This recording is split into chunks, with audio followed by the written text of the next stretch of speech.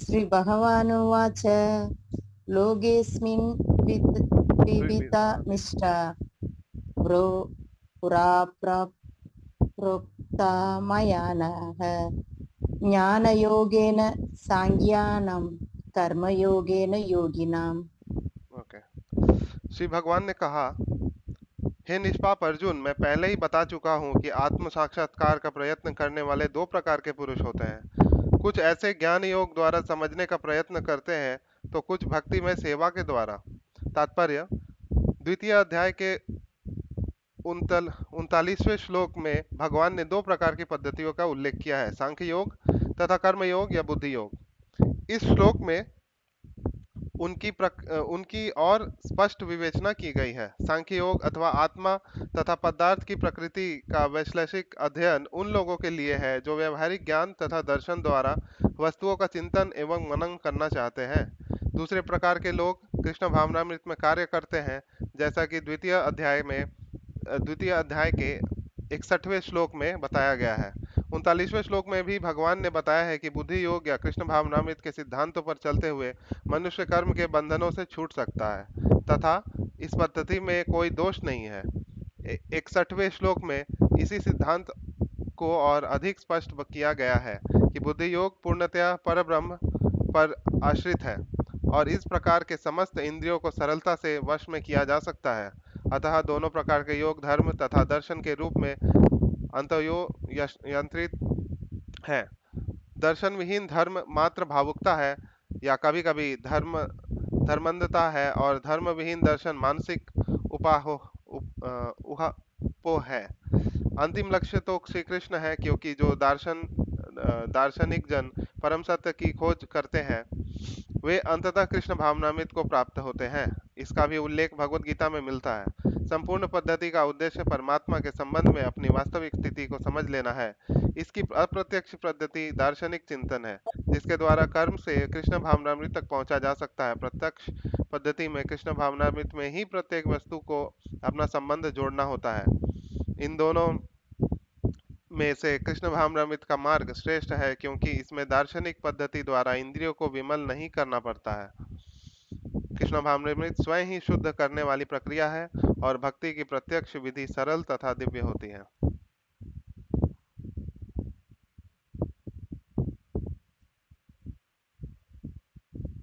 Okay, next. मैं पढ़ूं प्रभु? हाँ।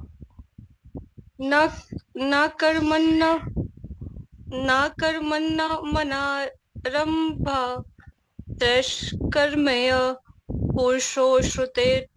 न पुरुषो श्रुते न च संन्यासदादेव सिद्धि संदिग्गच्छति। न कर्मणामनारम्भं नैष्कर्म्यं पुरुषृष्णे न च संन्यासनादेव सिद्धिं समाधिगच्छति।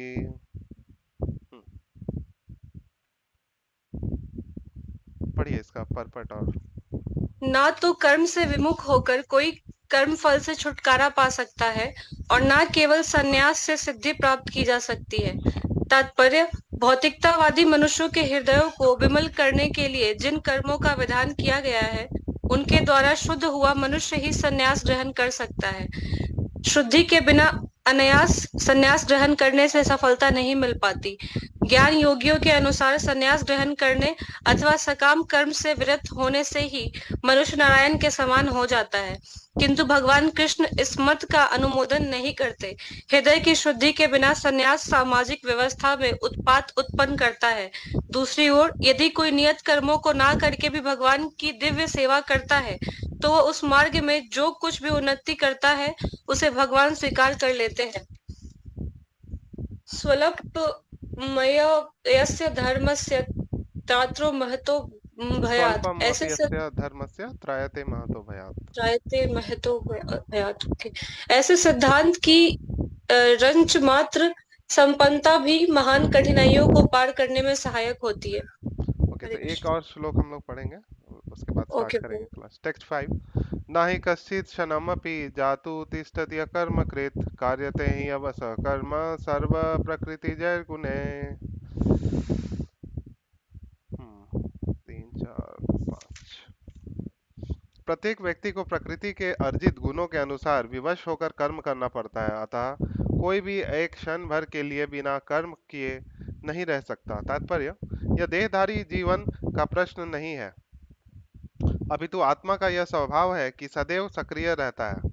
आत्मा की अनुपस्थिति में भौतिक शरीर हिल भी नहीं सकता। यह शरीर मृत वाहन के समान है जो आत्मा द्वारा चालित होता है, क्योंकि आत्मा सदैव गतिशील रहता है और वह एक क्षण के लिए भी नहीं रुक सकता।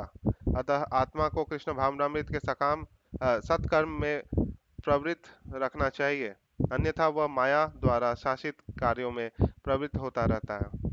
माया के संसर्ग में आकर आत्मा भौतिक गुण प्राप्त कर लेता है और आत्मा को ऐसा आकर्षणों से शुद्ध करने के लिए यह आवश्यक है कि शास्त्रों द्वारा आदृष्ट कर्मों में इसे संलग्न रखा जाए। किंतु यदि आत्मा कृष्ण भावनामृत में अपने स्वाभाविक कर्म में निरत रहता है तो वह जो भी करता है उसे उसके लिए कल्याणप्रद होता है। श्रीमद् भागवत में द्वारा इसकी पुष्टि हुई है। त्यक्त्वा स्वधर्मं चरणाम्बुजं हरेर भजन अपको तथा पतेत तदो यदि यत्र क्व व भद्रम अभुत अमुष्य किम को वर्था अब तो भजताम स्वधर्मतः। यदि कोई कृष्ण भावनामृत अंगीकार कर लेता है, भले ही वह शास्त्र अनुमोदित कर्मों को ना करे अथवा ठीक से भक्ति ना करे, और चाहे वह पतित भी हो जाए तो इसमें उसकी हानि या बुराई नहीं होगी। किंतु यदि वह शास्त्र अनुमोदित सारे कार्य करे और कृष्ण भावनामृत ना हो तो ये सारे कार्य उसके किस लाभ के हैं। अतः कृष्ण भावनामृत के इस स्तर पर पहुंचने के लिए शुद्धिकरण की प्रक्रिया आवश्यक है। अतएव संन्यास का कोई भी शुद्धकारी पद्धति कृष्ण भावनामृत के चरम लक्ष्य तक पहुंचने में सहायता देने के लिए है, क्योंकि उसके बिना सब कुछ व्यर्थ है। ओम अज्ञानतिमिरन्धस्य ज्ञानाञ्जनशलाकया चक्षुरुन्मीलितं येन तस्मै श्रीगुरवे नमः। नमो विष्णुपादाय कृष्णप्रेष्ठाय भूतले श्रीमते भक्ति वेदांत स्वामिनिति नमिने। नमस्ते सारस्वते देवे गौरवाणी प्रचारिणे निर्विशेष शून्यवादी पाश्चात्य देशतारिणे। जय श्री कृष्ण चैतन्य प्रभु नित्यानंद श्री अद्वैत गदाधर शिवासादि गौर भक्त वृंद। हरे कृष्ण कृष्ण कृष्ण हरे हरे, हरे राम राम राम हरे हरे।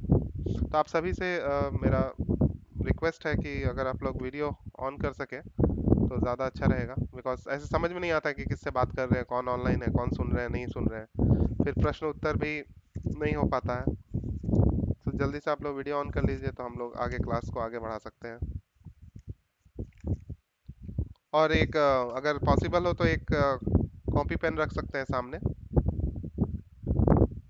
बिकॉज ये थोड़ा ट्विस्टिंग है ये चैप्टर, और इसको अगर अच्छे से समझेंगे तो फिर हम लोग आगे समझ सकेंगे third fourth and fifth chapter. Otherwise अगर ये चैप्टर नहीं समझ पाए स्टार्टिंग के कुछ लोग तो फिर आगे नहीं सीख पाएंगे। ओके, सो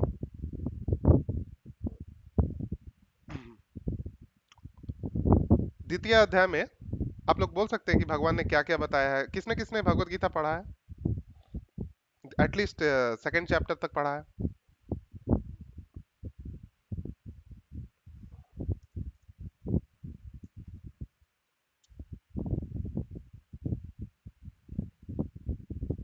किसी अंकिता माता जी, पूजा माता जी, कनिमोई माता जी, आपने पढ़ा है भगवत गीता सेकंड चैप्टर? थोड़ा पढ़ा है किया प्रभु जी, प्रभु थोड़ा। ओके, प्रभु आप थर्ड चैप्टर का पूछ रहे हैं या सेकंड का? सेकंड चैप्टर पूछ रहा हूँ मैं, सेकंड चैप्टर। सेकंड चैप्टर आत्मज्ञानम में शरीर नहीं है, मैं आत्मा है, ऐसा है।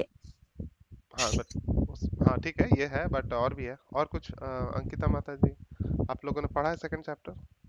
पढ़ा ही होगा, जिसने भगवत गीता कंप्लीट किया एटलीस्ट तो उसने सेकंड चैप्टर पढ़ा ही होगा, है ना? सेकंड चैप्टर का जैसे हेडिंग है गीता का सार, और जैसे पहले चैप्टर में क्या होता है कि युद्ध स्टार्ट होता है और अर्जुन मतलब अपने फैमिली को देख के इमोशनल रहता है।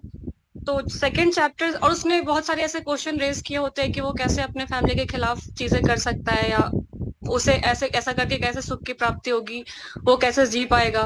तो सेकंड चैप्टर में भगवान उसके उन सारे क्वेरीज को इन लाइक समराइज फॉर्म में आंसर कर रहे होते हैं, और उसका स्टार्ट ऐसा रहता है कि क्योंकि हम खुद को ये शरीर समझ रहे हैं, इसलिए हम उससे जुड़ी अटैचमेंट से इतना जुड़े और हम सही डिसीजन नहीं ले पा रहे। तो वहां पे आत्मा और शरीर का ज्ञान रहता है, और फिर अटैचमेंट्स के बारे में बात होती है और लाइक एक समराइज रहता है। देन आगे फिर से जब अर्जुन की क्वेरी होती है तो अभी हम कर्म योग में आए हैं और यहाँ पे एज अ ह्यूमन बीइंग हम क्या कर्म कर रहे होते हैं उस पर चर्चा पड़ेगी और उससे रिलेटेड लाइक भक्ति में क्या इम्पोर्टेंट है, वो कर्म करके भी अगर हम मतलब कर भी रहे हैं और फिर भी अगर हम भक्ति नहीं कर रहे हैं तो उसे हम अभी समझेंगे। ओके। और कोई कुछ कहना चाहेंगे कृष्ण द्वितीय प्रभु अध्याय जी, के बारे में? हाँ मैं थोड़ा कंफ्यूज हूँ कि कर्म योग है या सांख्य वो second chapter? Second chapter actually Sankhya Yoga है। करेक्ट, सांख्य का दर्शन है। बिकॉज सांख्य क्या है ना, अलग अलग चीजों का एनालाइज करना। तो जैसे माता जी ने बताया कि फर्स्ट चैप्टर में अर्जुन कंफ्यूज है और वो एक्चुअली लड़ना नहीं चाहते हैं अपने परिजनों से। और तब उन्होंने क्या किया, एक्चुअली उनके हाथ से उनका जो धनुष है, अर्जुन का तो धनुष है गांडीव, वो छूटने लगता है। अर्जुन ने ऐसा वचन लिया था कि जो भी उनको गांडीव छोड़ने के लिए बोलेगा वो उनका वध कर देंगे तुरंत। लेकिन ऐसा समय आ गया कि उनका स्वयं उनका गांडीव उनके हाथ से छूटने लगा। अर्जुन एक्चुअली रोने भी लगे हैं। जो धर्म क्षेत्र है कुरुक्षेत्र, वहाँ फाइनली वो कृष्ण को सरेंडर करते हैं और बोलते हैं कि कृष्ण को अपना गुरु एक्सेप्ट करते हैं और बोलते हैं कि कृष्ण आप बताइए कि मुझे क्या करना चाहिए। और तो फिर डिटेल में कृष्ण स्टार्ट करते हैं सेकंड चैप्टर में। पहले क्या चीज से स्टार्ट करते हैं, किसी को पता है कि आप कोई बता सकते हैं कि सेकंड चैप्टर में कैसे स्टार्ट करते हैं? श्लोक जरूरी नहीं है सरेंडर, बट सरेंडर हाँ, भगवान का सरेंडर है अर्जुन। नहीं नहीं कृष्ण कैसे स्टार्ट करते हैं 11th श्लोक? मतलब श्लोक कोट करना जरूरी नहीं है, आपका अंडरस्टैंडिंग भी बता सकते हैं। कृष्णा पहले जैसे अगर मुझे ठीक से याद है तो कृष्णा मतलब अर्जुन का ऐसा रहता है कि वो खुद को ये बॉडी समझ के और बहुत कुछ ऐसे अपने आप को समझदार समझ के बहुत सारे तथ्य दे रहा होता है कि क्यों उसको युद्ध नहीं करना चाहिए। तो पहले कृष्णा उसका वो ईगो कह सकते हैं हम, फॉल्स ईगो, थोड़ा सा उसको डाउन करते हैं कि एक पर्टिकुलर वर्ड बोले कृष्णा स्टार्टिंग में ही। गस्मलम वो बॉडी बॉडीली नहीं नहीं, एक वर्ड बोले डिफरेंट है। अर्जुन को। अगर मैं ठीक याद है तो वो ऐसा था कि तुम ऐसे जो पंडित की तरह मूर्खतापूर्ण नहीं, मतलब करेक्ट करेक्ट, ये ऐसे श्लोक ही सही था है। वो कि हाँ कि मतलब तुम खुद को पंडित समझ रहे हो बट ऐसे मूर्खतापूर्ण बातें कर रहे हो, मतलब ऐसे कुछ था वो प्रभु। एक्चुअली गाली देते हैं कृष्णा एंड राइट अर्जुन को। उनको क्या बोलते हैं, तुम नपुंसक हो। और नपुंसक एक्चुअली उस टाइम बोलना वो एक्चुअली एक कर्स वर्ड है, अब्यूजिव वर्ड है।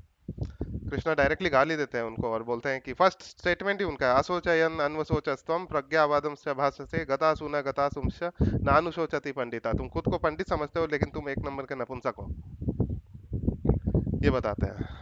उसके बाद फिर तत्व में जाते हैं, डिटेल्स में बताते हैं भगवान कि कैसे दुखों का दुख जो है वो कैसे पकड़ता है एक जीव को। माता स्पर्शास्तु कौन्तेय अशीतोष्ण सुख दुखद आगम अपाइनो नित्य तम से दीक्षा व भारत। फिर बताते हैं बॉडी और सोल के बीच में डिफरेंस। ये बॉडी सोल है तो ग्रॉस बॉडी है, सटल बॉडी है, सूक्ष्म शरीर है, ये देह है, एक सूक्ष्म शरीर है, आत्मा है। इसके बारे में बताते हैं कृष्णा। उसके बाद फिर बताते हैं कि कैसे आत्मा जो है वो अविनाशी है, उसको ना काटा जा सकता है, ना जलाया जा सकता है, ना उसको भिगाया जा सकता है। तो किसी भी तरह से आत्मा का नाश तो नहीं किया जा सकता है। लेकिन वो बताते हैं अर्जुन तुम खुद को आत्मा नहीं समझ के ये देह समझ रहे हो, इसीलिए तुम युद्ध लड़ नहीं पा रहे हो। फिर कृष्णा बोलते हैं कि मान लो अगर तुम अपने परिजनों को मतलब युद्ध में उनको मार भी देते हो तो उनको तो एक नया शरीर मिल जाएगा, तो वो तो उनके लिए अच्छा ही है। और ये भी बोलते हैं कि ठीक है अगर मार मतलब युद्ध करते हुए तुम मान लो मृत्यु को प्राप्त करते हो तो तुम फिर भी स्वर्ग में जाओगे क्योंकि तुम क्षत्रिय धर्म में पालन कर रहे हो। तो ये बहुत सारे डिटेल्स बताते हैं और फिर लास्ट में बताते के साथ फिर बताते हैं कि एक स्थित प्रज्ञ व्यक्ति, ये टर्म इंपॉर्टेंट है लिख लीजिएगा, स्थित प्रज्ञ व्यक्ति के क्या लक्षण होते हैं। मतलब ये एक योगी, एक भक्त, उसका लक्षण क्या है। तो ये बहुत सारे लक्षण बताते हैं कि वो कैसे चलता है, वो कैसे बैठता है, वो सोसाइटी में कैसे रहता है, दूसरों के साथ उसका व्यवहार कैसा रहता है। ये डिटेल में बताने के बाद भगवान लास्ट में फाइनली मत देते हैं कि अर्जुन युद्ध करो। तो अर्जुन अभी यही पूछ रहे हैं भगवान से कि देखिए जाय अर्जुन उवाच जायसी चेत कर्मणस्ते मता बुद्धिर्जनार्दन तत् तत्किम कर्मणि घोरे माम नियोजयसि केशव। वो बोलते हैं कि अगर बुद्धि इतना इंपॉर्टेंट है भगवान, है जनार्दन, है केशव, यदि आप बुद्धि को सकाम कर्म से श्रेष्ठ के समझते हैं तो फिर आप मुझे इस घोर युद्ध में क्यों लगाना चाहते हैं? क्योंकि भगवान सेकंड चैप्टर में ये प्रूव कर दिए हैं कि जो फिलॉसफी है, जो ज्ञान है, बुद्धि, वो ज्यादा श्रेष्ठ है। बुद्धि मतलब यहाँ पे क्या है, आत्मा और शरीर के बीच में जो डिफरेंशिएशन है उसको बता रहे हैं, तो वो ज्यादा श्रेष्ठ है। तो फिर आप मुझे इस युद्ध में क्यों लगाना चाहते हैं? अल्टीमेटली सेकंड चैप्टर का कंक्लूजन क्या है कि हमें भगवान का नाम जप करना चाहिए, भगवान पे मेडिटेट करना चाहिए, और क्या करना चाहिए कि जो सकाम कर्म उसको त्याग करना चाहिए और जाके जंगल में मेडिटेट करना चाहिए, ऐसा अर्जुन ने समझा। लेकिन अभी देखिए यहाँ पे भगवान क्या बोलेंगे। अर्जुन जब पूछते हैं कि आप मुझे फिर इस युद्ध में क्यों लगाना चाह रहे हैं, इतना, ये तो बहुत घोर युद्ध है, कितने लोग मरेंगे, कितने लोग इसमें डिसेबल होंगे, कितने लोग विधवा हो जाएंगे, तो ऐसे युद्ध में मुझे क्यों लगाना चाहते हैं आप भगवान? तो फिर अर्जुन फिर सेकंड श्लोक में बोल रहे हैं, आपके व्यायाम मिश्रित उपदेशों से मेरी बुद्धि मोहित हो गई है। सेकंड चैप्टर में जो भगवान ने बहुत सारे, मतलब 72 श्लोकस, वहां पे 11वें श्लोक से भगवान बोल रहे हैं, तो आपके इतने सारे उपदेश के बाद मेरा बुद्धि मोहित हो गया है। जनरल सा क्वेश्चन है। सेकंड चैप्टर पढ़ने के बाद आपको लगेगा कि हाँ, गीता पढ़ना है, चैंटिंग करना है, ठीक है, हमको बैठ के अध्ययन करना है, ये ज्यादा इंपॉर्टेंट है, भगवान के लिए सर्विस करना वो ज्यादा इंपॉर्टेंट नहीं है। तो यहाँ पे देखिए श्रील प्रभुपाद बहुत एक इंटरेस्टिंग कमेंट्री लिख रहे हैं कि ऑल्दो, यद्यपि श्री कृष्ण वाद चतुरता से अर्जुन को चकराना नहीं चाहते थे, किंतु अर्जुन यह नहीं समझ पा रहा था कि कृष्ण भावनाविद क्या है। तो अर्जुन यहाँ पे चालाकी करके भगवान का सेवा नहीं करना चाहते थे, भगवान के इंस्ट्रक्शंस के द्वारा ही वो बोल रहे थे, ठीक है भगवान, अगर बुद्धि योग मतलब बुद्धि कर्म से ज्यादा श्रेष्ठ है तो मैं बैठ के वहां पे चैंटिंग करूंगा, मैं जा रहा हूँ अभी जंगल में, संन्यास ले लेंगे। तो फिर वो क्या करना चाह रहे थे, जो भगवान की इच्छा है कि युद्ध करो, तो उसको स्किप करना चाह रहे थे। अब देखिए भगवान के आदेश के द्वारा ही भगवान के आदेश को फॉलो नहीं करना चाह रहे थे। तो यहाँ पे प्रभुपाद लिख रहे हैं कि दूसरे भावनामृत में, दूसरे शब्दों में, वह कृष्ण भावनामृत को बहाना बनाकर चातुरी पूर्वक युद्ध से जुड़ना छुटकारा चाहते थे। अर्जुन यहाँ पे बुद्धि का इस्तेमाल कर रहे हैं और इनके कृष्ण के इंस्ट्रक्शंस के द्वारा ही अब युद्ध नहीं करना चाहते हैं। तो इसीलिए यहाँ पे पूछ रहे हैं कि आप मुझे इस युद्ध में क्यों लगा रहे हैं भगवान। तो दो चीजें हैं यहाँ, एक क्या है, बुद्धि, जो सेकंड चैप्टर का नॉलेज दिया भगवान, और दूसरा क्या है, कर्म, कर्म योग। तो बोल रहे हैं कि बुद्धि ज्यादा श्रेष्ठ है, तो फिर कर्म करने की जरूरत क्या है?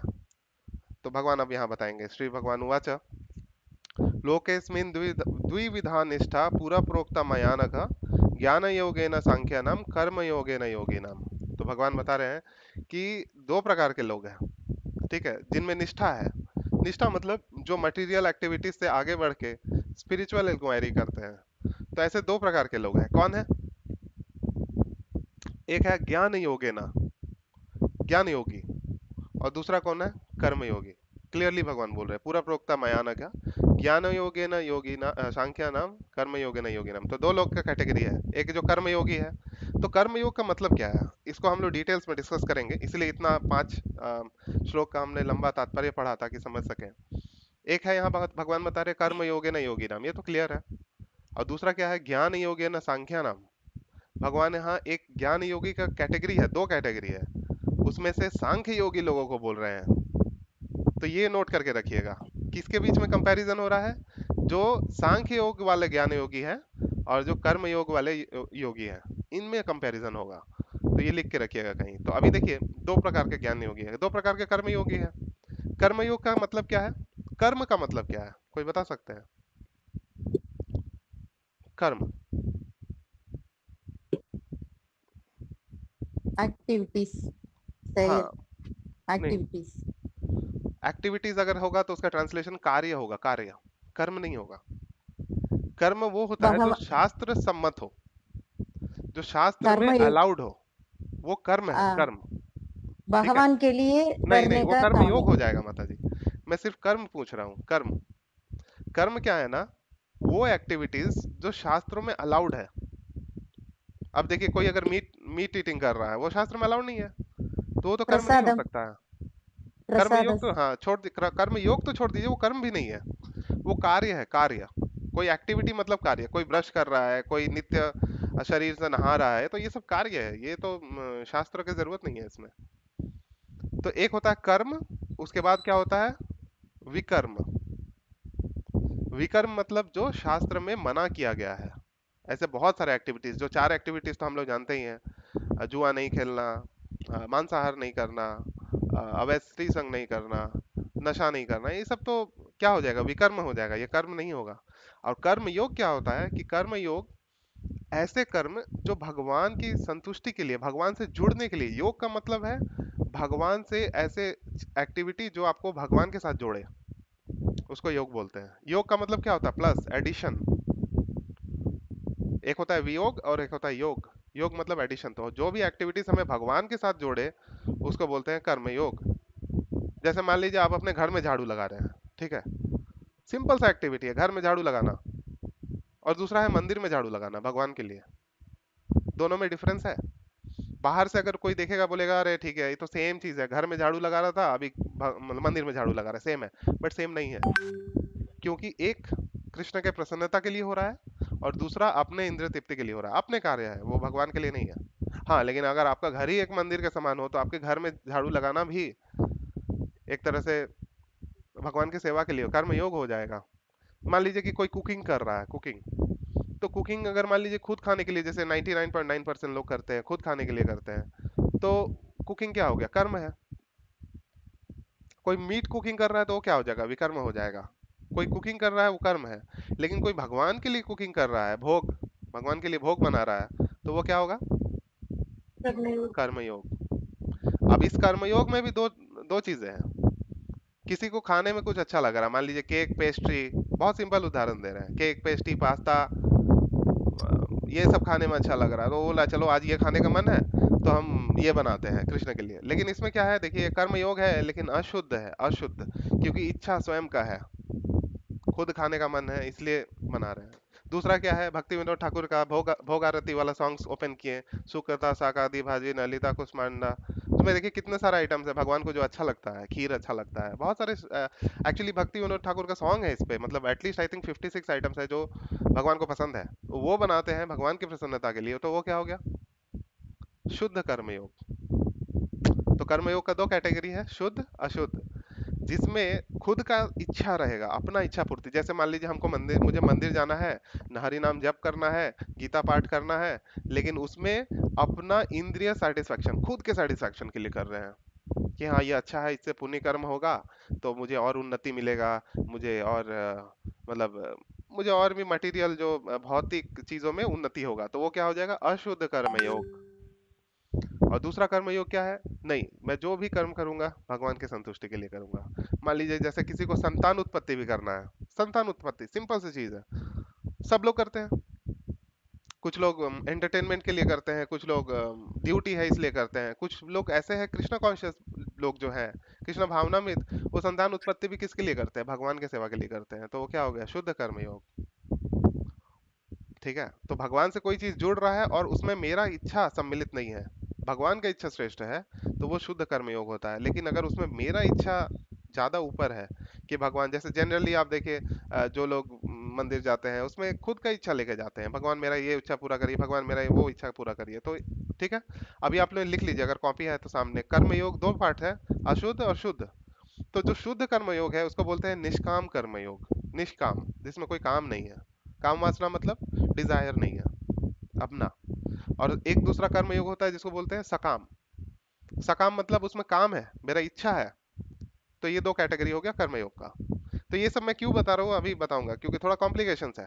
थर्ड चैप्टर अगर श्रील प्रभुपाद का कमेंट्री पढ़ेंगे और किसी और का गीता उठा के पढ़ेंगे, टोटल अलग लगेगा, टोटल डिफरेंस आपको दिखाई देगा। तो इसी चीज को क्लियर कर रहे हैं। बहुत लोग आरोप भी लगाते हैं कि इन, वो बोलते हैं गलत ट्रांसलेशन है, तो उसको प्रूफ करने के लिए इतने सारे चीजें बोलना पड़ रहा है, अदरवाइज तो फिर क्लियर ही है। और दूसरा क्या है, ज्ञान योग। दो प्रकार के ज्ञान योगी है, एक है सांख्य, सांख्य वाला ज्ञान योगी जो आत्मा, प्रकृति, प्रकृति के 24 गुण, ये सबको एनालाइज करते हैं और मेंटल स्पेकुलेशन करते हैं, बैठ बैठ के सोचते हैं अच्छा आत्मा ये है, प्रकृति ये है, मतलब वो इस तरह से एनालाइज करते हैं, साइंटिफिक जिनका टेम्परामेंट टाइप का होता है, उसको बोलते हैं सांख्य योगी। ठीक है, उसका एग्जाम्पल कोई बोल सकते हैं कौन है इस तरह के सांख्य योगी, उनको वेद भी पता होता है, बहुत सारे लोग हैं ऐसे, चिन्मया, शिवानंद, रामकृष्ण मिशन, सांख्य योगी है इस टाइप के, बिकॉज उनको वेद के बारे में नॉलेज है और वो बैठ के सांख्य के बारे में डिस्कस करते हैं, लेकिन उनका गोल कृष्ण के तक जाना उनका गोल नहीं है। गीता का लेक्चर उनका सुना हूं, मैं पहले सुना करता था। गीता का लेक्चर सुनने के बाद उसमें कृष्ण शब्द एक बार भी नहीं आता है, एक बार भी नहीं आता है। आप 5 चैप्टर तक सुन जाइए, मतलब 50-60 श्लोक सुनिएगा, कृष्ण नहीं आएगा। तो वो कैटेगरी क्या है? सांख्य योगी। तो ये मैं इसलिए बता रहा हूँ क्योंकि दिमाग में छप जाएगा। तो ज्ञान योगी का दो कैटेगरी है, एक सांख्य वाला और दूसरा ज्ञान योगी कौन सा है, कोई बता सकता है? सेकंड कैटेगरी क्या है ज्ञान योगी का? जो ब्रह्म के बारे में जानना चाहता हूँ। नहीं, ब्रह्म ये is वो a लोग हैं, wide word। ये वो लोग हैं हाँ, फर्स्ट कैटेगरी। मतलब ब्रह्म, हाँ ब्रह्म गलत वर्ड होगा, मतलब ऐसा कह सकते हैं जो हाँ आत्मा और आत्मा और अ, परमात्मा के बारे में जानना चाहता नहीं, हूँ। और थोड़ा आगे, जो कृष्ण को समझना चाहते जब हैं। कल्याण मुनि हम लोग जब हम लोग भी ज्ञान योगी हैं। अभी क्या ये क्लास किस लिए चल रहा है बताइए? यहाँ क्या ले रहे हैं हम लोग? हम लोग तो कर्म कर नहीं रहे हैं कृष्ण के लिए, कर्म योग नहीं हो रहा है, भक्ति योग। हाँ भक्ति योग हो रहा है, अगर कृष्ण का नाम आता है, कृष्ण का नाम जप कर रहे हैं तो भक्ति योग है। लेकिन हम लोग यहाँ ज्ञान अर्जन कर रहे हैं, किस लिए ज्ञान अर्जन कर रहे हैं? ताकि हम कृष्ण को समझ सके। तो ये सेकंड कैटेगरी है ज्ञान योगी का। हाँ माता जी कुछ बोल रहे थे आप? मैंने इंटरप्ट कर दिया। नहीं। इसमें मुझे कपिला मुनि में जो सांख्य दिया है हाँ वो वो आगे यही वो वाला है। भक्ति दिखाता है हाँ टुवर्ड्स कृष्ण। जो कपिल देव, जो Recording देवहूति in देवहूति के progress. पुत्र है, कपिल देव के एक बुक है प्रभुपाद का, टीचिंग्स ऑफ लॉर्ड कपिला। वो बुक अगर आप पढ़ेंगे, वो पूरा पूरी भक्ति योग है। मद आश्रय, मेरे पे ध्यान केंद्रित करो, मेरा नाम जप करो, कंटिन्यूअसली भगवान उसमें बोल रहे हैं, भक्ति योग है। तो वो ज्ञान योग है कौन सा, जो कृष्ण प्राप्ति के लिए होता है, तो उसको बोलते हैं शुद्ध ज्ञान योग। और जो अशुद्ध ज्ञान योग है, जो सांख्य है, जो कपिल देव, एक और कपिल है नास्तिक कपिल, उसका जो फिलोसॉफी है, वो इसके बारे में भगवान बोल रहे हैं यहाँ, ज्ञान योग न सांख्य नाम, उस सांख्य के बारे में बोल रहे हैं। भक्ति योगी वाला ज्ञान योगी के बारे में नहीं बोल रहे हैं। हम लोग जो ज्ञान अर्जन कर रहे हैं, गीता पढ़ रहे हैं, भागवत पढ़ रहे हैं, अलग पुराण पढ़ रहे हैं, वेद भी पढ़ रहे हैं, उपनिषद पढ़ रहे हैं, लेकिन हमारा लक्ष्य क्या? कृष्ण प्राप्ति है। अगर कृष्ण प्राप्ति के लिए नहीं हो तो फिर हम नहीं पढ़ेंगे ये सब। ठीक है, तो ये अभी समझ में आ गया। कर्म योगी का दो कैटेगरी, शुद्ध अशुद्ध, और ज्ञान योगी का दो कैटेगरी, शुद्ध अशुद्ध। शुद्ध ज्ञान योगी कौन है? कृष्ण भक्त। और अशुद्ध ज्ञान योगी ये सांख्य योग वाले हैं। तो भगवान इसका अभी मतलब एक तरह से, पूरी तरह से इसको नकारने वाले हैं अगले आगे वाले श्लोकों में। देखिए प्रॉब्लम क्या है ना, गीता का अगर कोई ट्रांसलेशन ऐसे करता है वर्ड टू वर्ड मीनिंग उठा के, तो एक निरुक्ति डिक्शनरी है, संस्कृत का डिक्शनरी, जैसे इंग्लिश का ऑक्सफोर्ड डिक्शनरी होता है ना, और कैम्ब्रिज का भी कुछ कुछ अलग अलग डिक्शनरी निकालते हैं, वह शब्दकोश जिसको बोलते हैं, तो वैसे ही संस्कृत का भी डिक्शनरी है। आप लोग लिख सकते हैं, एक डिक्शनरी का नाम है निरुक्ति। तो निरुक्ति लिखा है न्यास मुनि ने, न्यास मुनि। तो न्यास मुनि वो डिक्शनरी लिखने से पहले बोलते हैं कि किसी भी शब्द का कोई अर्थ नहीं होता है। ऐसा क्यों बोल रहे हैं? क्योंकि संस्कृत में क्या है ना, किसी भी शब्द को अगर कॉन्टेक्स्ट में नहीं समझेंगे, उस परिप्रेक्ष्य में नहीं समझेंगे, तो उसका मीनिंग नहीं होता है। कॉन्टेक्स्ट देखना पड़ेगा, किस कॉन्टेक्स्ट में देख रहे हैं। मान लीजिए आप कहीं घूमने के लिए जा रहे हैं तो एक तरह का वार्ता होगा। मान लीजिए आप कहीं तपस्या करने के लिए जा रहे हैं तो एक तरह का वार्ता होगा। मान लीजिए कोई मर गया तो उसके मतलब उसके अंत्येष्टि में जा रहे हैं तो अलग कॉन्टेक्स्ट है। तो अगर कॉन्टेक्स्ट को समझे बिना वर्ड टू वर्ड मीनिंग निकालेंगे तो तात्पर्य गलत हो जाएगा। तो प्रभुपाद ने जिसका ट्रांसलेशन किया है वो क्या किया, वर्ड टू वर्ड मीनिंग का ट्रांसलेशन नहीं है, वो भावार्थ है। पूरा गीता को पढ़ने के बाद उसको ट्रांसलेट किया है श्रील प्रभुपाद ने, इसलिए वो भावार्थ है, वर्ड टू वर्ड ट्रांसलेशन नहीं है। और वर्ड टू वर्ड ट्रांसलेशन पढ़ेंगे आपको कुछ नहीं समझ में आएगा गीता का। तो हर चैप्टर को भगवान ने भक्ति वाले श्लोक से एंड किया है। तो जब लास्ट में बोलते हैं, जैसे मान लीजिए मैं बात कर रहा हूँ आपसे, लास्ट में मैंने बोला ठीक है ये क्लास हो गया, अब हरि नाम जप करो, तो इसका मतलब क्या है, किस पे फोकस कर रहे हैं? हरि नाम जप करो। उसी प्रकार से भगवान ने हर चैप्टर में लास्ट में भक्ति योग बोला है। ठीक है अर्जुन, ये सब नहीं कर पा रहे हो, भक्ति योग करो। तो उसको उसको कॉन्टेक्स्ट में रख के श्रील प्रभुपाद ने ट्रांसलेट किया है। इसीलिए कर्म योग को अभी वो बुद्धि योग में ट्रांसलेट करेंगे। जो बुद्धि योग आएगा ना श्लोक पे, उसको कर्म योग बोलेंगे। तो ये चीज लोग समझ नहीं पाते हैं, इसीलिए लालछन भी लगाते हैं कि गलत ट्रांसलेशन है, वर्ड टू वर्ड मीनिंग अलग है। तो वो वर्ड टू वर्ड मीनिंग वो सिर्फ ऐसे सीधा जाके डिक्शनरी में घुस जाते हैं और वहां से मीनिंग निकाल के ट्रांसलेट कर देते हैं। तो ये तो अपना चैट जीपीटी और ओपन एआई भी कर सकता है, तो फिर उनका हमारे जो आचार्यों का क्या जरूरत है फिर? तो आचार्यों को ट्रांसलेशन इसलिए जरूरी है क्योंकि उन्होंने कृष्ण क्या बोलना चाह रहे हैं वो भाव को समझ लिया है। तो अभी आप जब थर्ड चैप्टर पढ़ेंगे तो आपका टोटल मेंटालिटी अलग हो जाएगा। तो अर्जुन बोलते हैं थर्ड, कृष्ण बोल रहे हैं, ये तो समझ गए दो प्रकार के लोग हैं, सांख्य योग वाले और जो कर्मयोग वाले हैं, शुद्ध कर्म योग वाले। तो इसमें श्रेष्ठ कौन है? तो कृष्णा बता रहे हैं कि न कर्म नाम अनारंभम नैष्कर्म्यम पुरुषोष्णुते न च संन्यासद एव सिद्धिम समाधि गच्छति। तो कृष्णा बोल रहे हैं, देखो अगर तुम सोचते हो कि काम छोड़ देते हैं, हर तरह का कार्य छोड़ देते हैं, कोई एक्टिविटी नहीं करेंगे, संन्यास ले लेंगे, ठीक है, और उससे परफेक्शन हो जाएगा। जनरली क्या करते हैं लोग, क्या समझते हैं कि देखिए कि कोई भी कार्य करिएगा तो उसका रिएक्शन आएगा, अच्छा कार्य करिएगा अच्छा रिएक्शन आएगा, बुरा कार्य करिएगा बुरा रिएक्शन आएगा, लेकिन अल्टीमेटली आप यहीं फंसे रहेंगे जड़ जगत में। तो कृष्णा बोल रहे हैं कि आप आप सोच रहे हैं कि अपना कर्म को त्याग करके संन्यास ले लेंगे तो सबका सॉल्यूशन हो जाएगा। कृष्णा बोल रहे हैं ऐसा नहीं होगा। अब क्यों नहीं होगा ऐसा बता रहे हैं।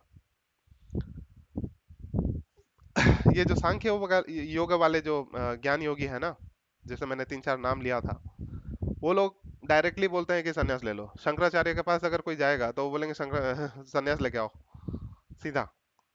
और एक दूसरे को नारायण बोलते हैं, बोलते हैं कि संन्यास ले लिया ना तो अभी तुम नारायण बन गए। तो इस प्रकार के गलत फिलोसफी का प्रचार करते हैं। तो भगवान ये बता रहे हैं कि ये पॉसिबल नहीं है। क्यों? क्योंकि मान लो अर्जुन तुम जाके जंगल में बैठोगे, ठीक है, तपस्या करोगे वहां, और वहां पे तुम भिक्षा मांगने के लिए तो जाओगे, खाना तो चाहिए ना पेट को तुम्हारा, तुम भिक्षा मांगोगे, तुम चलोगे, तुम सांस लोगे, इतना तो करोगे, तो उसमें क्या होगा? जीव हत्या होगा, तुमको कर्म लगेगा। मान लीजिए आप, जैसे मान लीजिए आप बाजार जा रहे हैं पैदल, तो पैदल अगर आप बाजार भी जाएंगे ना तो कम से कम 5-10 चींटी तो मर ही जाएगा। आपको बहुत सारी चीज दिखाई नहीं देंगे आपको पैर के नीचे। और घर में जो झाड़ू लगाते हैं ना तो उसमें भी जीव हत्या हो जाता है।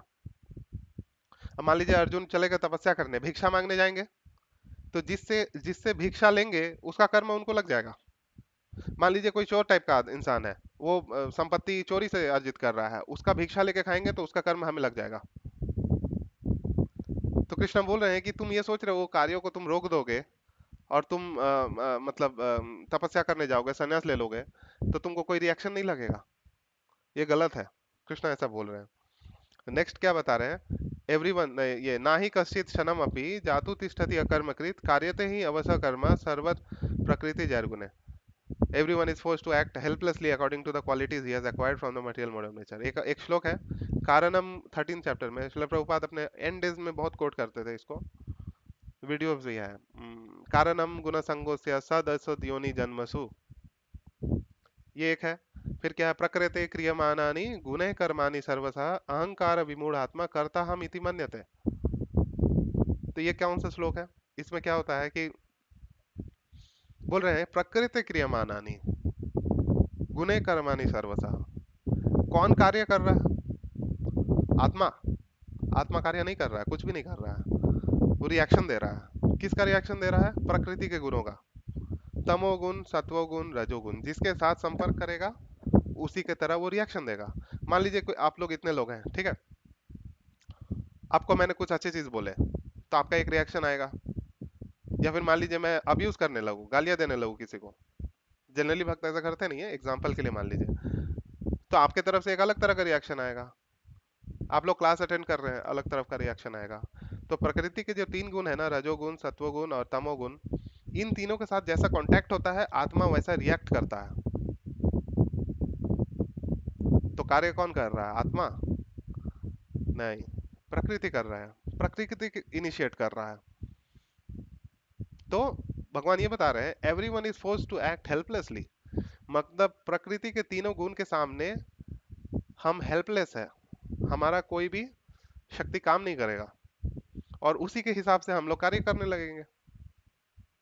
तो अगर आप सोचते हैं कि हम कार्य को त्याग दे, कर्मों को त्याग दे, तो वो हो पॉसिबल नहीं है। क्यों? क्योंकि प्रकृति के 3 गुण आपको कार्य कर्म करवाएंगे ही, करवाएंगे ही, और उसके हिसाब से फिर आपका रिएक्शन डिसाइड होगा। अगर कोई तमोगुण के साथ कांटेक्ट करता है तो उसका रिएक्शन है, कोई रजोगुण के साथ कांटेक्ट करता है तो उसका रिएक्शन है, और सत्वगुण के साथ रिएक्शन करता है तो उसका कांटेक्ट करता है तो उसका भी रिएक्शन है। जैसे कृष्ण बता रहे हैं ऊर्ध्वम गच्छति सत्वस्थः, मतलब जो लोग सत्वगुण में रहते हैं वो कहाँ जाते हैं, ऊपर के लोकों में जाते हैं। ठीक है, ऊर्ध्वम गच्छति, मध्य तिष्ठन्ति राजसः, जो लोग राजसिक होते हैं, काम करना है काम करना है काम करना है, पैशनेट होते हैं, और मतलब जो जनरली कॉर्पोरेट कल्चर हो ये सब है, वो कहाँ जाते हैं वो लोग, नेशनलिज्म है, सोशलिज्म है, ये यहीं वापस आते हैं अर्थ में, मध्य तिष्ठन्ति राजसा, फिर से ही आएंगे। गांधी जी का कहाँ जन्म हुआ है बताइए जल्दी, यहीं आए हैं, यहीं पे आए होंगे। ऊर्ध्वम गच्छन्ति तो होगा नहीं, सतोगुण से कांटेक्ट नहीं किया, रजोगुण में है, तो यहाँ आना पड़ेगा अर्थ में। जितने पॉलिटिकल लोग हैं कहाँ जन्म ग्रहण करेंगे, वापस यहीं आएंगे। और तमोगुण वाले जो भी शराब पीते हैं, ये जो चार चार रूल्स है ना हमारा, वो ब्रेक करते हैं, तमोगुण वाले लोग, इग्नोरेंट, जिनको ज्ञान ही नहीं है, नॉलेज ही नहीं है, कुछ क्या करना चाहिए क्या नहीं करना चाहिए, कुछ डिफरेंशिएशन ही नहीं है, मीट ईटिंग करते हैं, कहाँ जाएंगे। कृष्ण बता रहे हैं, मध्य तिष्ठन्ति राजसः अधो गुण वृत्तिस्थ जघन्य गुण वृत्तिस्थ अधो गच्छति तामसः, जिनके जघन्य गुण है, मतलब अगर हम लोग देखेंगे तो उनका गुण बहुत खराब है, हर तरह का पाप कर्म करते हैं, अधो गच्छन्ति तामसा, मतलब वो लोग नीचे वाले लोकों में जाएंगे। ये श्लोक आप लोग लिख के रख सकते हैं। तो इससे क्या होता है, इससे समझ में आता है कि जो प्रकृति के गुण है उसके साथ हम जैसे ही कांटेक्ट करेंगे तो हम वैसा रिएक्ट करेंगे। तो अगर कोई सन्यास ले भी ले, मान लीजिए आज के भक्त लोग बोले कि हम सन्यास ले लें, हम कोई एक्टिविटी नहीं करेंगे, कोई कर्म योग नहीं करेंगे, हम सीधा ज्ञान लेंगे और जाके जंगल में हरि नाम जप करेंगे। ठीक है, तो कृष्णा क्या बोल रहे हैं, वो पॉसिबल, वो सक्सेस नहीं होगा। प्रभुपाद भी लिख रहे हैं उसके लिए ट्रेनिंग चाहिए, बिना ट्रेनिंग का ऐसा किया तो क्या होगा, अधो गच्छन्ति, नीचे गिर जाएंगे। तो ये हमें समझना पड़ेगा। ठीक है, तो अब क्या होता है, प्रभुपाद एक बहुत इंपॉर्टेंट चीज लिख रहे हैं, दर्शन विहीन धर्म मात्र भावुकता है। मतलब इंग्लिश में इसको ऐसे बोलते हैं कि religion without philosophy is emotion. कोई मान लीजिए जैसे कि अभी जैसे धर्म धर्म का पालन करते हैं, ये व्रत वो व्रत ये वो, उसमें कोई फिलोसफी नहीं है, कोई तत्व नहीं है, तो क्या है, इमोशन है। एंड फिलोसफी विदाउट रिलीजन इस क्या है, मेंटल स्पेकुलेशन, वो मन से अपना मन गढ़ंत चीजें बना रहे हैं। फिलोसफी विदाउट रिलीजन, कुछ प्रोसेस नहीं है, कुछ फॉलो नहीं करना चाहते, ट्रेनिंग नहीं है, तो उससे क्या होगा, गिर जाएंगे। तो सोल जो आत्मा का लक्षण क्या है, वो एक जगह पे रह नहीं सकता है, उसमें एक्टिविटी है। आत्मा means consciousness, consciousness means activity, activity करना ही होगा। तो कृष्णा ये बोल रहे हैं, हम लोग और आगे तो श्लोक नहीं पढ़ पाए, बट इसमें मैं बताता हूँ आपको कि कृष्णा ये बोल रहे हैं कि अच्छा है कि तुम युद्ध करो अर्जुन, क्योंकि मेरे ऑर्डर पे युद्ध कर रहे हो। क्यों, मान लीजिए ऐसा कभी कभी होता है, तो अर्जुन का डाउट भी है कि इसमें क्या होगा कि मेरे तरफ के लोग भी मर जाएंगे। कैसे, मान लीजिए कोई भक्त है, वो झाड़ू लगा रहा है, बहुत सारी चींटियां मर गई, ठीक है, तो क्या हुआ, उसे पाप लगेगा या नहीं लगेगा, लगेगा। कृष्ण का ऑर्डर पे कर रहे हैं तो नहीं लगेगा। वही अर्जुन यहाँ पे युद्ध किए कृष्ण के ऑर्डर पे, तो नहीं लगेगा। बहुत बार क्या होता है कि देखिए जैसे इंडियन आर्मी है या कोई दूसरे यूएस आर्मी है, वो लोग लड़ने के लिए जाते हैं, तो गवर्नमेंट का ऑर्डर है कि लड़ो, बॉर्डर पे लड़ो, तो कभी रात में अंधकार में गलती से अपने ही पार्टी वाले को मार देते हैं। बहुत बार ऐसा होता है कि अपने ही लोगों के गोली से मार देते हैं, तो क्या होगा, उसको क्या फांसी देंगे, नहीं देंगे,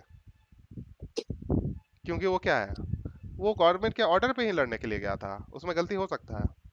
तो वो जो उसका गुंजाइश है ना, वही कृष्णा बोल रहा है, क्योंकि मेरे ऑर्डर पे युद्ध करोगे अर्जुन, तो तुमको ये सब पाप कर्म नहीं लगेगा, रिएक्शन नहीं लगेगा। मेरे ऑर्डर पे तुम भक्ति करोगे, मेरे ऑर्डर से चलोगे, तो तुम छूट जाओगे ये सब पाप और पुण्य का चक्कर से, तो तुमको कोई रिएक्शन नहीं लगेगा, इसलिए कर्म करना बेटर है। तो ज्ञान से ऊपर कर्म योग को बता दिया कृष्णा। देखिए, ज्ञान योग से ऊपर कर्म योग को बता दिया है। हम लोग जनरली क्या समझते हैं, कर्म योग, ज्ञान योग, भक्ति योग, कर्म योग को ऊपर बता रहे हैं ज्ञान से, लेकिन किस किस कर्म योग को बता रहे हैं ये देखना पड़ेगा। शुद्ध कर्म योग जिसमें अपना इच्छा नहीं हो, अपना काम वासना नहीं हो, उसको क्या बोलते हैं बताइए।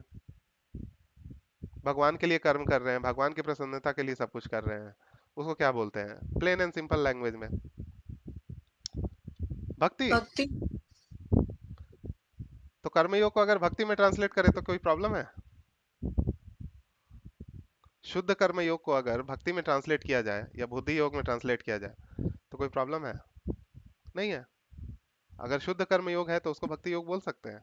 इसीलिए प्रभुपाद ने भक्ति योग में ट्रांसलेट किया है कृष्ण भावनामृत। तो अभी आप लोगों को समझ में आया होगा। तो यहाँ पे एक और एग्जांपल दे रहे हैं कि अगर ये करते हुए, कृष्ण का ऑर्डर का फॉलो करते हुए भी अगर मान लीजिए कुछ गलती होता है, कुछ पतन होता है, किसी का डाउनफॉल होता है, तो कृष्णा बोलते हैं उसमें भी कोई नुकसान नहीं है। 9 चैप्टर में से बता रहे हैं, अपि चेत सुदुराचारो भजते माम अनन्य भाग साधुरेव समन्तव्य सम्यक व्यवसितो हि सः क्षिप्रम भवति धर्मात्मा शाश्वत शांति निगच्छति कौन्तेय प्रतिजानिहि नामे भक्ता प्रणश्यति। कृष्णा क्या बोल रहे हैं कि अपि चेत सुदुराचारो, मतलब जो दुराचारी व्यक्ति है, जो फॉल्सहुड कर रहा है, वो लोग भी अगर भक्ति प्रैक्टिस कर रहे हैं और इसमें उनका पतन हो जाए, ठीक है, तो भी क्या होगा, तो भी क्या होगा कि हाँ, तो भी उसमें कोई नुकसान नहीं है, कोई लॉस नहीं है, ठीक है। तो उससे क्या होगा, कोई नुकसान नहीं हो रहा है। क्यों? क्योंकि वो फिर से नीचे गिरने के बाद भी, क्योंकि उसमें कृष्ण के प्रति भक्ति है, तो वो फिर से वापस आ जाएगा अपने पोजीशन में।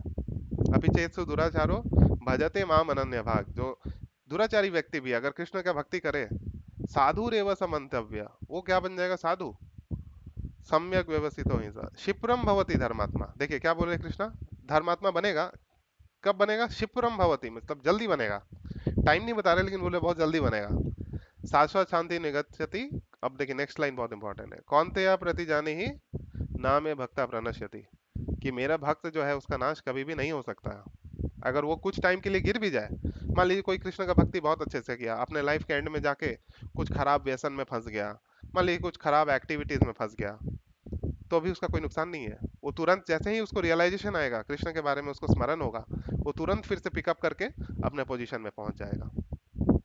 तो यही बोलेंगे, और आप लोगों का कुछ प्रश्न हो, कुछ कमेंट्स हो, तो अब अगर आप पढ़िएगा 3rd चैप्टर, तो आपको ज़्यादा क्लैरिटी मिलेगा। 3rd चैप्टर पढ़ने से आपको समझ में आएगा, और गीता में क्लैरिटी मतलब आगे, नहीं तो थोड़ा कंफ्यूजिंग होगा कि कर्म को भक्ति क्यों बोल रहे हैं, भक्ति को बुद्धि क्यों बोल रहे हैं, तो ये समझ नहीं पाएंगे। तो अभी जो ये मैंने नोट्स आप लोगों को बनवाया है और लिखवाया है, तो इससे आपको क्लैरिटी मिलेगा आगे बढ़ के। और अब आप पढ़ने का कोशिश करिए 3rd चैप्टर, 2nd चैप्टर के बाद श्रील प्रभुपाद के तात्पर्य परपर्ट्स, तो आपको ज़्यादा क्लियरली समझ में आएगा, ठीक है। तो किसी का कोई प्रश्न है, किसी का कोई पॉइंट हरे है? कृष्ण। हाँ, हरे कृष्ण माता जी। प्रभु, जैसे कर्म और भक्ति, या फिर ऐसा कहे कि भगवान के द्वारा बोला गया ही कुछ कर्म, जैसे फॉर एग्जांपल कोई मैरिड वुमेन है, उसकी फैमिली है, हस्बैंड है, बच्चे हैं, तो ऐसा भी टाइम रहेगा जब फॉर एग्जांपल उसकी चैंटिंग मिस हो रही है, बट स्टिल उसके राउंड्स नहीं हुए हैं, बट अभी कुकिंग का टाइम है, उसको पहले कुक करना चाहिए। तो या फिर बहुत सारी रिस्पॉन्सिबिलिटीज होती है एज अ हाउस वाइफ भी, तो मतलब कई बार ऐसे पॉइंट्स आ सकते हैं जब या तो उसकी भक्ति हैम्पर हो रही है, बट इधर की उसकी जो रिस्पॉन्सिबिलिटीज है उसको वो फुलफिल करनी है। तो एक फाइन लाइन क्या है प्रभु की, वो जो कर्म हम कर रहे हैं वो मतलब हम खुद को एक एक्सक्यूज देंगे कि ये तो मेरा वो है, धर्म है, इसलिए मैं ये करे जा रही हूँ, और उसको करते करते वो चैंटिंग को मतलब मैं भी खुद से ही एक वो दे दे निग्लेक्शन, कि ठीक है ना, मतलब मेरा ये अभी मेन महत्व काम है। या तो फिर अगर वो उसको फोकस करके करती रहे और उसके बहाने कि मतलब मैं अभी पूजा पाठ में बिजी हूँ, मुझे 2 घंटे 4 घंटे करने और बाकी चीजें ना करे, तो एक फाइन लाइन कैसे डिसाइड होगा प्रभु की क्या अकॉर्डिंग टू धर्म या कर्म उससे वो करना चाहिए और साथ में बैलेंसिंग रूप में, मतलब सबसे पहले तो बैलेंस करने की चेष्टा करनी चाहिए, लेकिन बहुत बार ऐसा हो नहीं पाता है। तो एक चीज मान लीजिए कोई अगर 16 राउंड कर रहा है, कोई दीक्षित भक्त है, तो फिर उसको अगले दिन कवर करना चाहिए। एक दिन अगर मिस हो गया तो सेम बहाना हम रोज नहीं कर सकते हैं ना। मान लीजिए एक दिन मिस हो गया तो सप्ताह में किसी ना किसी दिन मान लीजिए बाहर घूमने का मन करेगा, बाहर मॉल जाना है, कहीं यहाँ जाना है, वहां जाना है, उसको छोड़ के फिर हम वहाँ उस पे चैंटिंग कर सकते हैं। मान लीजिए आपका मंडे ट्यूसडे और वेडनेसडे चैंटिंग छूट गया, ठीक है, मान लीजिए क्योंकि घर के कार्य थे बहुत ज्यादा तो छूट गया, तो अभी आपको वीकेंड में हो सके बाहर निकलेंगे, कहीं कुछ करने के लिए जाएंगे, तो फिर उस एक्टिविटी को थोड़ा कम करके हमको एडजस्ट करना चाहिए कि ठीक है जो भी मेरा राउंड छूट गया ना पहले उसको कंप्लीट कर लेते हैं, तो ऐसे बैलेंस करना पड़ेगा। बट ना कि सिर्फ चैंटिंग के मामले में, मतलब अगर कोई सीरियसली ट्राई कर रहा हो और साथ ही रिस्पॉन्सिबिलिटीज बहुत ज्यादा हो और उसको ऐसा लग रहा हो कि मतलब ये सब तो पॉइंटलेस है, मैं क्यों कर रही हूँ, हाँ मैं अपने साथ तो बस इतने चैंटिंग लेके जाऊंगी, मतलब ये हम्म, इतने इतने घंटे किसी के पीछे वेस्ट करने का क्या मतलब। नहीं फैमिली है ऑब्वियसली, बट स्टिल कभी कभी लगता है अगर आप ये डीप इतना जाओ तो कि हाँ वेस्ट हो रहा है, क्या नहीं कर रहे हैं, ये इससे अच्छा तो। ये सेम क्वेश्चन एक्चुअली हमारे एक बहुत सीनियर है भक्त, वो गुरु महाराज के पास गए, बोले कि गुरु महाराज अभी मेरा हो गया 50 साल 50-55 साल, बैंगलोर में ही रहते थे डिवोटी, अभी हम वानप्रस्थ लेंगे। तो गुरु महाराज ने उनको बोला वापस जाओ, वापस जाओ, तुम्हारी एक उनकी एक ये है मतलब डॉटर थी, बेटी है या यंग है, 22 ईयर्स ओल्ड। गुरु महाराज बोले उनका शादी कराओ पहले, तो अब बताइए क्या इंपॉर्टेंट है। तो इसको बैलेंस करना पड़ेगा, क्योंकि अभी हम लोग एक गृहस्थ आश्रम में है तो उसके रिस्पॉन्सिबिलिटीज को देखना पड़ेगा। हाँ कभी कभी जब हम लोग भक्ति में थोड़ा ज्यादा डीप जाने की कोशिश करते हैं तो नेचुरली हमें ये समझ में आता है, लेकिन हमें ये समझना पड़ेगा कि जो ड्यूटीज हमें मिले हैं ना वो हमें प्यूरिफाई करने के लिए मिले हैं। जो ये गृहस्थ आश्रम है ना, मतलब लोग क्या करते हैं कि मैरिज कर लिया, अभी मैरिज हो गया तो फिर हम लोग मतलब एक बॉन्ड हो गया, ठीक है यार साथ में रहेंगे, जब खुश नहीं होंगे तो छोड़ के चले जाएंगे। ऐसा नहीं है। गृहस्थ आश्रम का मतलब क्या है ना, वो प्यूरिफिकेटरी प्रोसेस है, वहां पे प्यूरिफिकेशन करने के लिए भेजा है। तो गृहस्थ आश्रम में जो आपके ड्यूटीज भी कर रहे हैं ना, आपको ये समझ के करना पड़ेगा कि ये मेरे प्यूरिफिकेशन के लिए है, ये तपस्या है। मतलब मॉर्निंग में उठ के कुकिंग करना, ठीक है, सबको घर में खुश रखना, ये तपस्या है। इससे क्या होता है, ईगो कम होता है, और ईगो कम होगा तो आपका चैंटिंग में मन लगेगा। लेकिन अगर हम सोचेंगे नहीं हम बैठ के सिर्फ माला करेंगे और हम कुछ काम नहीं करेंगे, तो उससे क्या हो रहा है, भले ही आप माला ज्यादा कर रहे हैं लेकिन आपका ईगो बढ़ गया, तो अभी आप कृष्ण से कांटेक्ट नहीं हो पाएगा, होगा ही नहीं। इससे बेटर ये है कि हम अपने कर्तव्यों को पालन करें, ठीक है, जितना जरूरत है अननेसेसरी चीजें नहीं करें। जैसे मान लीजिए कि हर दिन घूमने जाना है, पॉइंटलेस है, 1 घंटा हम बाहर वेस्ट करेंगे, उससे अच्छा हम कुछ पढ़ लेंगे कृष्ण के बारे में, कृष्ण के बारे में सुनेंगे। तो धीरे धीरे करके, और जो तो आपको तो मतलब डिवोटी फैमिली अगर मिल रहा है तब तो बहुत अच्छा है, because whatever you are cooking that is also, वो तो भक्ति है ना, वो तो नॉर्मल नहीं है। जैसे मैंने बताया कि नॉर्मल लोग जो बाहर भक्त नहीं है वो लोग तो कुकिंग कर रहे हैं तो वो एक्टिविटी कार्य है, लेकिन जो भक्त कुकिंग कर रहे हैं कृष्ण का स्मरण करके, कृष्ण का ध्यान करके, वो तो भक्ति योग है। तो आपको ऐसा समझना होगा कि मैं तो भक्ति योग के कार्य कर रही हूँ, इट्स नॉट नॉर्मल कुकिंग। मैं अपने हस्बैंड के लिए नहीं कुक कर रही हूँ, मैं भगवान के लिए कुक कर रहे हैं, और भगवान का प्रसाद हस्बैंड को दे रहे हैं। तो ऐसे अगर सोचने लगेंगे ना तो फिर देखिएगा आपको वो एक्टिविटीज भी बोरिंग नहीं लगेंगे, वो भी एक्टिविटीज इंपॉर्टेंट लगने लगेंगे। फिर पति का सेवा जो है, जैसे मान लीजिए किसी को करना है तो वो भगवान का आदेश है, वो भी करना पड़ेगा।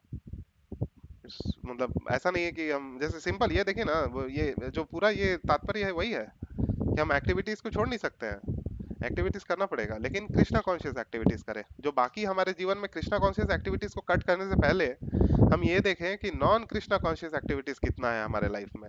मान लीजिए फोन कर रहे हैं आप भक्तों से, 1.5-2 घंटा बात कर रहे हैं, इसको कट कर सकते हैं। बाहर जैसे मैंने बोला कि बाहर घूमना है, इसको कट कर सकते हैं। फिर मान लीजिए कि टीवी जो लोग देख रहे हैं, टीवी मोबाइल कितना टाइम हम लगा रहे हैं, 4 घंटा 5 घंटा, इसको कट कर सकते हैं।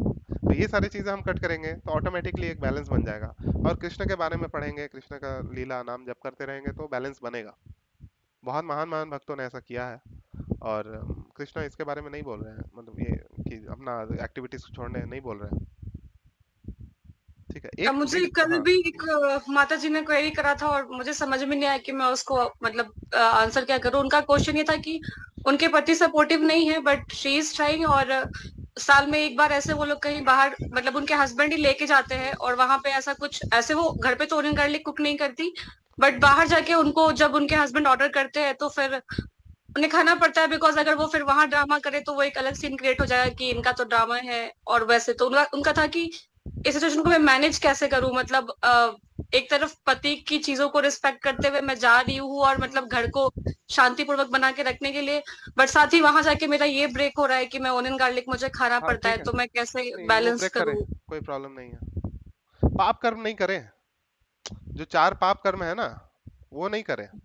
लेकिन अगर मान लीजिए आपके, अगर आप अपने हस्बैंड के विश के हिसाब से चलेंगे ना तो एक दिन वो भी भक्त बन जाएंगे, तो वो ज्यादा बड़ा अचीवमेंट होगा रादर की छोटे छोटे चीजों में नहीं भक्ति करेंगे, लड़ाई करें, तो वो कभी भक्त नहीं बनेंगे। लेकिन हाँ, देख रहे हैं कि आप भक्ति भी कर रहे हैं, उनका बात भी सुन रहे हैं, तो फिर आप देखिएगा वो माता जी को आप बता सकते हैं कि अल्टीमेटली लास्ट में जाके हाँ, अगर उनके हस्बैंड 4 जो सिंफुल एक्टिविटीज करने बोले तो वो नहीं करना चाहिए, उसको छोड़ना चाहिए।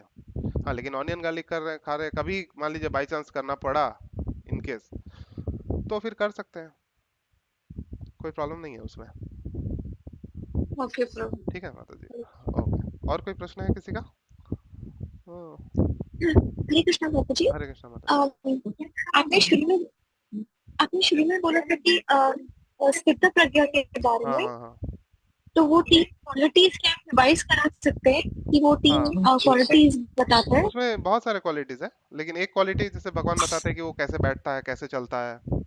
तो वो ऐसा नहीं है कि कैसे बैठ रहा है, फिजिकली कैसे बैठ रहा है, कैसे चल रहा है, ये नहीं है। वो मतलब कि सोसाइटी में कैसे रहता है, इसका मतलब ये है कि कैसे बैठ रहा है, कैसे चल रहा है सोसाइटी में। जैसे भक्त है, ठीक है, जहाँ पे भी कृष्ण से रिलेटेड कुछ एक्टिविटी होगा उसमें बहुत एंथुजियाज्म के साथ पार्टिसिपेट करेंगे, ठीक है। लेकिन जहाँ भी कृष्ण कॉन्शियस नहीं है वहाँ पे सिर्फ, जैसे वो बता रहे हैं मतलब कच्छप, कच्छप का एग्जांपल देते हैं, अपने सेंसेस को बाहर निकालता है, जैसे ही काम हो जाता है खींच लेता है।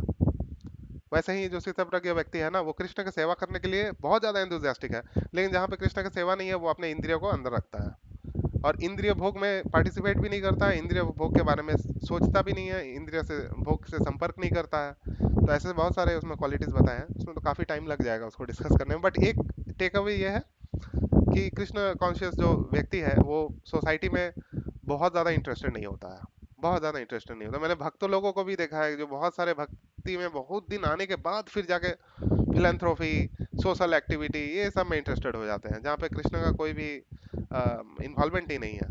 तो एक भक्त ऐसा नहीं करेगा, ठीक है। तो हम लोग एक क्लास में और डिस्कस कर सकते हैं, बहुत सारे क्वालिटीज है।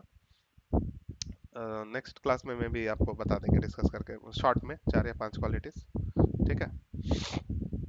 और कोई प्रश्न है किसी का? हाँ, हरे कृष्ण। ये कीर्तना समर। हरे कृष्णा हाँ, हरे प्रभु जी। कृष्णा माता जी। प्रभु जी, सांख्य योग रियलाइजेशन मतलब आत्मा एंड मटेरियल वर्ल्ड दोनों का रियलाइजेशन प्रभु। आत्मा रियलाइजेशन एंड आत्मा प्रकृति, मटेरियल वर्ल्ड एक्चुअल का सांख्य, रियलाइजेशन। एक्चुअल सांख्य जो कपिल मुनि ने दिया वो कपिल देव जो देवहूति नंदन कपिल है, कर्दम मुनि के पुत्र, उन्होंने आत्मा वो तो प्रकृति, स्वयं भगवान है ना, हाँ कपिल मतलब मुनि। आत्मा प्रकृति जीव और भगवान, इसको पूरा पिक्चर में लेके बताया, ठीक है। लेकिन जो ये नास्तिक कपिल है ना, उसने आत्मा और प्रकृति बस इसके बारे में बताया, इसीलिए वो नास्तिक है, क्योंकि उसमें भगवान नहीं है पिक्चर में, वो इनकम्प्लीट है। प्रभु, आत्मा हाँ रियलाइजेशन एंड मटेरियल रियलाइजेशन तो रास्ता है ना भक्ति के लिए आने के लिए। हाँ वो रियलाइजेशन तो जरूर चाहिए ना, मैं आत्मा है ऐसा तो मालूम होना चाहिए। हाँ हम ऊपर से और बढ़ जाएगा ना, भक्ति में कर्मयोग में बढ़ जाएगा। आत्मा है ऐसा नॉलेज नहीं है ना, हम कैसा आता है इसमें? वो रियलाइजेशन तो चाहिए ना। हाँ चाहिए, वो बेसिक है। प्रभुपाद बोलते हैं कि अहम ब्रह्मास्मि, जो रियलाइजेशन है कि मैं आत्मा हूँ, ये चाहिए। लेकिन ये सिर्फ ये जानने से नहीं होगा, सिर्फ ये जानने से नहीं होगा, फिर आत्मा का क्या कर्तव्य है ये भी जानना पड़ेगा ना। अदरवाइज तो फिर सिर्फ हमें ये जान ले कि हम आत्मा है तो कोई फर्क नहीं पड़ता है। तो प्रभुपाद के बुक्स पढ़ेंगे तो उसमें बहुत डिटेल्स में श्रील प्रभुपाद बता रहे हैं, तो समझ में आएगा ये, ठीक हाँ, है। आत्मा के लिए हाँ ड्यूटी है। हाँ, कैसे वही कर। क्या है आत्मा का, क्या कर्तव्य है, आत्मा कैसे भगवान के साथ रिलेटेड है, ये सारी चीजें समझ में आएंगे। हम जो जो काम कर, मायावादी दर्शन है ना, उसमें सिर्फ आत्मा के बारे में ही, मतलब उनका एग्जाम्पल्स भी इतना बेकार होते हैं। मतलब एक एग्जाम्पल ऐसा देते हैं कि घड़ा है, एक घड़ा है, उसके अंदर हवा है और बाहर भी हवा है, ठीक है, और वो घड़ा फूट जाएगा तो ये बाहर का हवा अंदर का हवा मिक्स हो जाएगा, यही आत्मा और परमात्मा है। आप देखिएगा मायावादी लोग कभी भी कृष्ण का नाम नहीं लेते हैं। तो आत्मा प्रभु जी, रियलाइजेशन विदाउट कृष्ण नॉलेज और कृष्ण के साथ आत्मा कैसे कनेक्टेड है वो जानने से कोई फायदा नहीं होगा, बेकार है। प्रभु जी, हमारा एक्टिविटीज पूरा बॉडी लिए आत्मा, आत्मा का कारण रास्ता कौन कर रहा है, काम कौन कर रहा है, एक्टिविटीज आत्मा है, बॉडी लिए एक्शंस नहीं, यही मैंने बताया ना, प्रकृति क्रियमाना नहीं, प्रकृति कर रहा है काम, हमें लग रहा है हम कर रहे हैं, वही है ना, प्रकृति क्रियमाणानि गुणे कर्माणि सर्वशः अहंकार विमूढ़ आत्मा कर्ता हम इति मन्यते। आत्मा सोचता है, अहंकार के द्वारा सोचता है कि मैं करता हूँ, लेकिन कार्य कौन कर रहा है? प्रकृति करवा रहा है। हम रिएक्शन दे रहे हैं, रिएक्शन। मैंने जैसे बताया ना कि मान लीजिए अभी आपको कोई अच्छी चीजें बोलता है तो आपका एक रिएक्शन आएगा, आपको कोई गालियां देता है, अब्यूसिव वर्ड यूज करता है, तो आपका एक अलग रिएक्शन आएगा। बस वैसा ही है, प्रकृति जो है एक आपको आपको कुछ बोलता है, आपके साथ संपर्क में आता है, आप रिएक्ट करते हैं, फिर तमोगुण आपके साथ संपर्क में आता है, आप रिएक्ट करते हैं। तो आत्मा रिएक्ट कर रहा है, आत्मा एक्टिविटी नहीं कर रहा है। आत्मा शुद्ध है, आत्मा शुद्ध है, आत्मा प्योर है। आत्मा किस प्रकार से है? मान लीजिए जैसे बरसात होता है ना, तो बूंद, जो बरसात का बूंद नीचे गिरता है ना, प्योर है, प्योर 100% डिस्टिल वाटर है। लेकिन जैसे ही नीचे मिट्टी में गिरता है वो कंटामिनेट हो जाता है। तो मिट्टी के साथ संपर्क होने के कारण प्रॉब्लम हुआ। प्रॉब्लम संपर्क से है, आत्मा का कोई प्रॉब्लम नहीं है। थैंक यू ठीक है, प्रभु। हरे कृष्णा। ओके माता जी, हरे कृष्णा। हरे कृष्णा। तो अगर किसी का और कोई प्रश्न नहीं है तो हम लोग नेक्स्ट वीक करेक्ट करेंगे, मे बी माता जी लेंगे क्लास। सो अदरवाइज अगर माता जी नहीं लेंगे तो इसको हम लोग कंटिन्यू करेंगे कर्मयोग को। ठीक है, श्रील प्रभुपाद की जय। वांछाकल्पतरुभ्यश्च कृपासिन्धुभ्येव च पतितानां पावनेभ्यो पतितानां वैष्णवेभ्यो पावनेभ्यो वैष्णवेभ्यो नमो नमः। श्रील हरे प्रभुपाद की कृष्णा। जय। श्रीमद् भगवद गीता की जय। Hare Krishna. Thank you so much. Hare Krishna. Hare